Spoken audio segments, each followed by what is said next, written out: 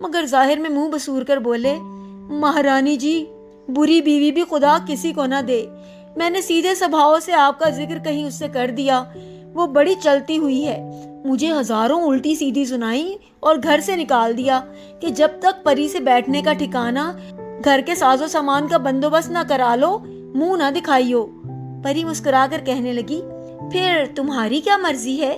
رمضانی نے کہا، اب میں کیا بتاؤں، عورت ضدی ہے، جو کہا ہے کر کے رہے گی، اور اس کا کہنا بھی ٹھیک ہے، ایک چھوٹا سا مکان، کھانے پینے سے بے فکری ہو جائے تو کچھ برائی بھی نہیں۔ پری بولی، بس اتنی سی بات؟ اچھا جاؤ، مکان بھی بن گیا اور ساری چیزیں بھی پہنچ گئیں، اب تو وہ تم سے نہیں لڑے گی۔ یہ کہہ کر پری غائب ہو گئی اور رمضانی میاں اکڑتے ہوئے گھر چلے۔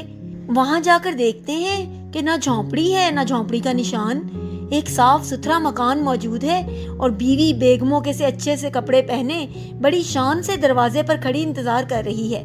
رمضانی کو دور سے ہی دیکھ کر بولی، دیکھا میرا کرشمہ، اب نہ کہنا عورت بے وقوف ہوتی ہے، میاں مودو میری بات نہ مانتے تو ساری عمر جال ہی کھینچتے کھینچتے مر جاتے، یہ عیش کا سامان کہاں سے آتا؟ لو آؤ اندر چلو، اپنے بدن پر سے یہ چیتھڑے اتارو، نہاؤ دھو، اجلے کپڑے پہنو، آدمی کی صورت بنو، گرما گرم کھانا تیار ہے، کھاؤ، چین کرو اور میری جان کو دعا دو۔